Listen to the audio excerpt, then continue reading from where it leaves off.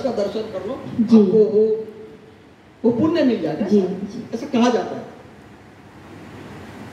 मैंने बहुत गौर से देखा और बाद में मैं कई आर्कोलॉजिस्ट को लेके गया कि सर ऐसा, बोले नहीं देखो इसमें अमलक भी लगा हुआ है लेकिन कॉर्नर में लगा हुआ है, यानी वो सब पूरा टूट गया था और बाद में उसको जब रिपेयरिंग किया तो उन्होंने उसको ऊपर से सपाट कर दिया। अच्छा। तो जैसे भोंडा नाम शब्द रख दिया, चलो भोंडा सब गांव में एक प्रचलन में रहता है। बाकी वो परमार काल का सबसे बड़ा और हिंदू शास्त्र के हिसाब से बना हुआ चंद्रपुर का सबसे बड़ा शिवलिंग और मंदिर वो भटाड़ा। तो चंद्रपुर का इतिहास में बताया कि अभी तो मैं आपको सिर्फ एक 2-3 उदाहरण बताया। इतने अच्छे उदाहरण है, नागवंशियों के उदाहरण है। नागवंशी राजा यहाँ पर आए, उन्होंने मानिकगढ़ का किला बनाया, उसका नाम था गहलू, वो आखिरी राजा थे। अच्छा। फिर वैरागढ़ में जिन्होंने किला बनाया, वैरागढ़ का किला तो वहाँ गढ़चुली में चला गया है, वो कुरुप्रौद नामक राजा ने बनाया। एक सुरजागढ़ है गढ़चुली में, जहाँ से हम अभी आयरन ओर निकाल रहे हैं, बहुत अच्छा निकलता है वहाँ से, सूरजत बढ़ रहा है। तो नागवंशी राजाओं का भी काफी हमारे चंद्रपुर में प्रभाव रहा उनका। लेकिन इन नागवंशी राजाओं की सबसे खासियत यह है कि नागवंशी राजाओं का उल्लेख उड़ीसा में एक हस्ती गुफा, यानी हाथी गुफा भी बोलते हैं, वहां पर हमारे उसका किले का उल्लेख उनके इंस्क्रिप्शन पे जो मैंने देखा है, उसमें ऐसा भी लिखा है कि हमारे वैरागढ़ की राजकुमारी घुसीता का विवाह महाखारवेल जो उड़ीसा के महाराजा थे उनसे हुआ, उसका उल्लेख उन्होंने वहां पर। अच्छा। तो ये सोचे कि हमारे चंद्रपुर के रिलेशन भी कहाँ तक जी, यानी कहाँ चंद्रपुर, कहाँ गढ़चिरौली और कहाँ उड़ीसा।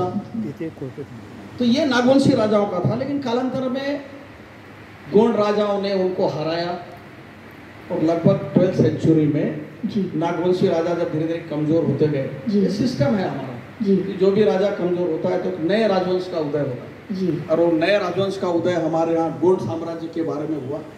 और ये गोंड साम्राज्य ने लगातार चंद्रपुर में 500 साल राज किया, निर्बाध्य 500 साल। भले वो स्वतंत्र नहीं थे, क्योंकि जब उन्होंने राज लिया उस समय दिल्ली में सल्तनत थी, पूरे हमारे भारतवर्ष में सल्तनत थी, जैसे दिल्ली सल्तनत थी, जौनपुर सल्तनत थी, बंगाल सल्तनत थी। हमारा जो ये राज्य है वो गुलबर्गा सल्तनत के बहामनी डायनेस्टी के अधीन में था। डायनेस्टी खत्म हुई तो फिर हम मुगलों के अधीन आ गए। तो इसलिए हमारे चंद्रपुर में जितने भी काल आते गए, हर चीज हमारे यहाँ उपलब्ध। अब मैं थोड़ा सा आपका समय गोंड राजाओं के बारे में बोलूंगा। मैंने गोंड राजाओं की जो कलाकृति 500 साल में गोंड राजाओं ने उस टाइम की कला, क्योंकि गोंड राज्य एक बहुत समृद्धशाली भी था, एक छोटा सा। लेकिन कैसा है ना कि हमारे देश में अगर कोई क्षत्रिय राजा था तो उसको ज्यादा हमने महत्व दिया। जैसे राजस्थान में हो गया, राजस्थान, गुजरात, यूपी, बिहार, यहाँ सब ऑलमोस्ट सब क्षत्रिय राजा राज करते हैं। अगर उसमें यहाँ पर कोई गोंड राजा राज कर रहा है तो वो थोड़ा सा उनको हल्का समझते थे, गोंड राजाओं को। ये ट्राइबल थी, ट्राइबल जाति को हमेशा ऐसा मानते हैं लोग। लेकिन मुझे ऐसा लगता है कि ये हमारी जो ट्राइबल डायनेस्टी थी गोंड राजाओं की, ये इतनी विकसित थी कि उतने राजपूताना के भी लोग विकसित नहीं थे निर्माण कार्य के लिए। मैं आपको सबसे बड़ा एक उदाहरण देता हूं चंद्रपुर का। आपने कोनेरी तालाब का नाम सुना होगा, सभी लोगों ने सुना होगा जी। कोनेरी तालाब ऐसी जगह थी कि जब मैं बचपना मेरा यही हुआ, मेरी पैदाइश भी यही हुई, और मैं नगर पालिका का स्कूल है डॉक्टर सालफड़े साहब के घर के पीछे में रामचंद्र नगर हिंदी पाठशाला, उसमें सब हिंदी बच्चे पढ़ते थे, तो हम भी वहीं पढ़ते थे। तो हमारे वार्षिक जो उत्सव होते थे, खेल कूद जो होते थे, वो कोनेरी तालाब में होते थे। अच्छा। यानी बचपने से हम लोग कोनेरी तालाब में आना जाना हमारा लगा रहता। कालांतर में जब मुझे इतिहास में रुचि जागी तो मैंने काफी चीजों को बहुत सूक्ष्म रूप से स्टडी किया है, इसलिए मैं आपके समक्ष इतने दावे से बोल रहा हूँ। मैंने सबसे पहले उसको खारिज किया कि वो कोनेरी कोहिनूर तालाब नहीं है। नहीं है, क्योंकि उसके पीछे एक नदी बह रही है। उसको बैंक ऑफ द रिवर जिसको हम बोल सकते हैं कि उसको लग के ही इरई नदी बह रही है।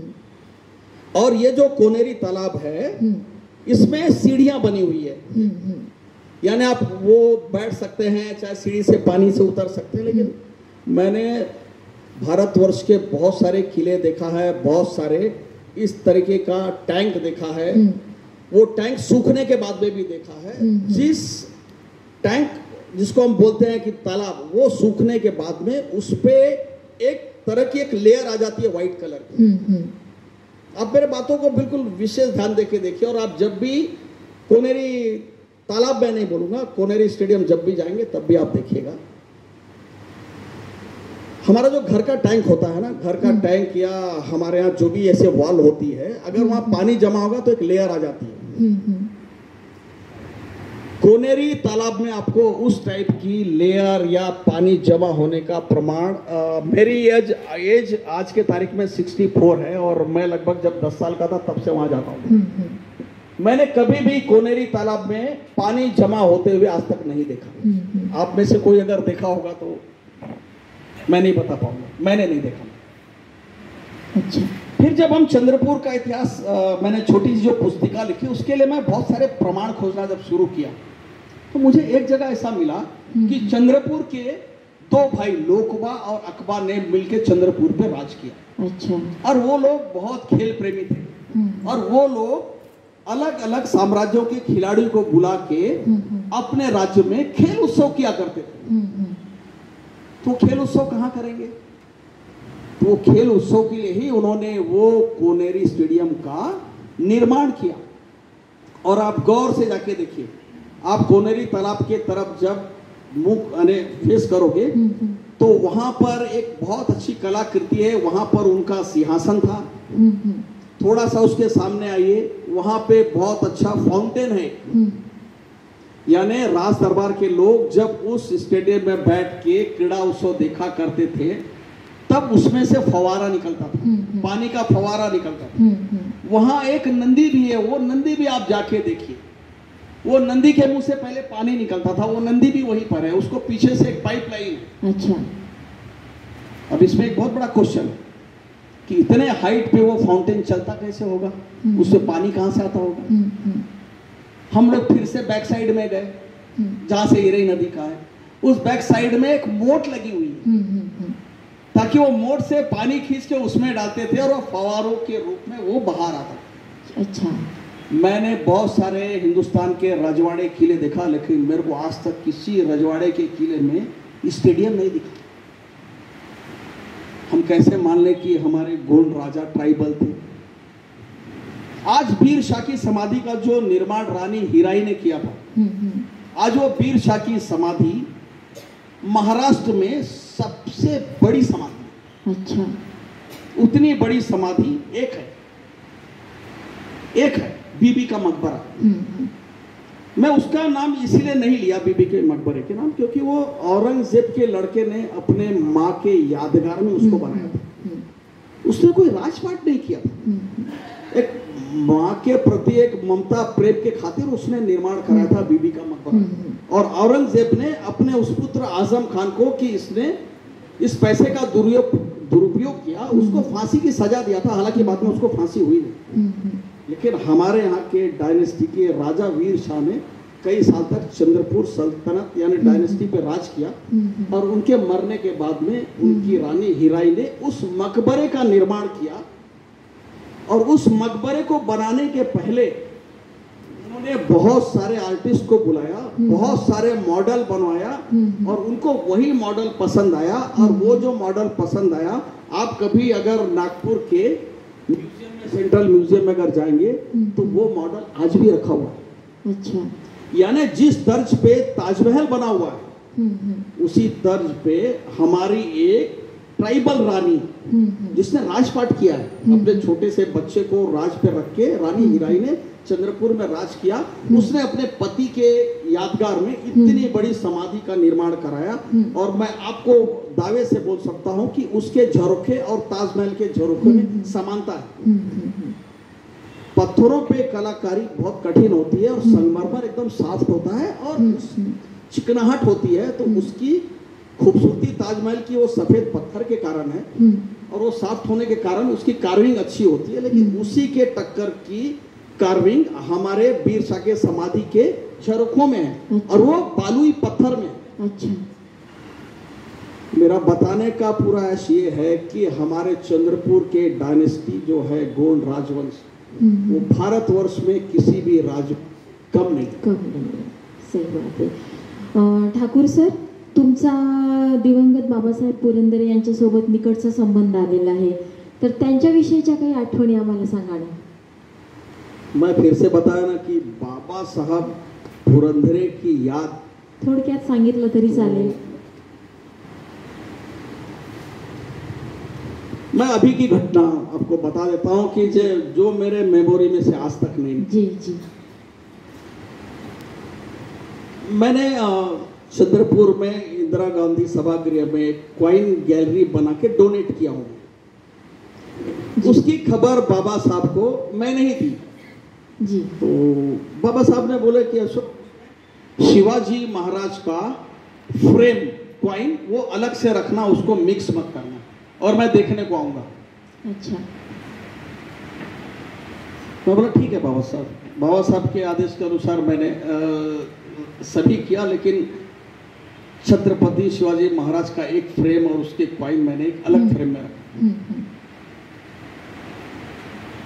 जब मैं उसे पुणे मिलने के लिए गया, ये कोविड के जस्ट पहले की बात है, तो उन्होंने बोला कि अशोक, मैं 19 जनवरी को, मैं वो 20 की बात जी, 20 की बात जी, तो मैं 19 जनवरी को चंद्रपुर क्वाइन गैलरी देखने के लिए आऊंगा जी। लेकिन शर्त एक है कि कोई भी प्रेस वाला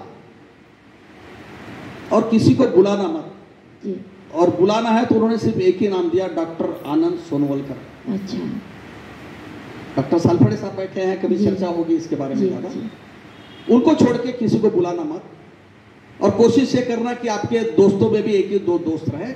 मैं थोड़ा सा विश्राम भी करना है मेरे को, और मैं खास क्वाइन गैलरी देखने आया। मैं सवेरे एयरपोर्ट गया और उनको वहाँ से लेके आया। उन्होंने क्वाइन गैलरी देखी, क्वाइन गैलरी का बहुत सूक्ष्म निरीक्षण किया और कुछ उन्होंने मुझे बताया कि इसमें और क्या क्या करना चाहिए था। घर चले गए। मैंने उनसे सहज भाव से पूछा कि बाबा साहब, आपने तानाजी देखी क्या मूवी? बोले नहीं देखा। मैं बोला आपकी देखने की इच्छा है क्या? तो अचानक बोल दिए कि हाँ मैं देखूंगा। तो तानाजी उस समय यहाँ मल्टीप्लेक्स में लगी थी, जो नया मॉल बना है, वो हमारे मित्र है दिनेश जी चोरडिया। तो मैं उनको ताबड़तोड़ फोन किया कि चोरडिया साहब, तानाजी कोई विशेष व्यक्ति देखना चाहते हैं, तो मेरी इच्छा है कि आपकी पीछे की जो रिक्लाइनर सीट है पूरी, वो पूरी मेरे नाम से बुक कर दो, उसका चार्ज मैं दे दूंगा, किसी को टिकट बुक मत। वो आग्रह करने लगे, ऐसा कौन है जिसके लिए पूरी सीट बुक हो रही है? मौला हम 4 लोग आएंगे। फिर मैंने उनको बता दिया, लेकिन मौला ये आप ही तक सीमित है। मैं आपको उनकी मेमोरी इसलिए बता रहा हूं कि मेरे पिताजी का नाम था ठाकुर जयराज सिंह। मैंने उनके साथ कभी कोई मूवी जिंदगी में देखी नहीं। मैंने अपने पिताजी के साथ और माँ के साथ मैंने कभी कोई मूवी नहीं देखी। कभी मैं उनको जब मूवी में लेके गया था, मुझे ऐसा लगा कि आज मैं किस व्यक्ति के साथ मूवी देख रहा हूँ। वो गया और वो 3D थी, उन्होंने चश्मा उश्मा लगा लिया, फिर उनको ठंडी लगने लगी, फिर मैं घर से शॉल लेके गया था। वो मेरे अच्छे मेमोरी में, मेरे यादगार पल में ऐसा था कि मैंने बाबा साहब के साथ मूवी देखने वाला जो चंद लोग पूरे भारत में होंगे, उसमें से मैं एक हूँ। सही बात। तो ये मेरे लिए बहुत महत्व की बात है। दूसरी महत्व की बाबा साहब का ये है कि आपको बताते हुए दुख हो रहा है मेरे को कि बाबा साहब का जीवन का आखिरी दौरा चंद्रपुर का था जी। क्योंकि फरवरी एंड में मार्च में कोविड लग गया, बंद हो गया। उसके बाद बाबा साहब पुरंदरे चंद्रपुर के बाद कहीं भी नहीं गए, ना उन्होंने उसके बाद कोई मूवी देखी। उनकी बहुत सारी यादें मेरे साथ में है, बहुत सारी।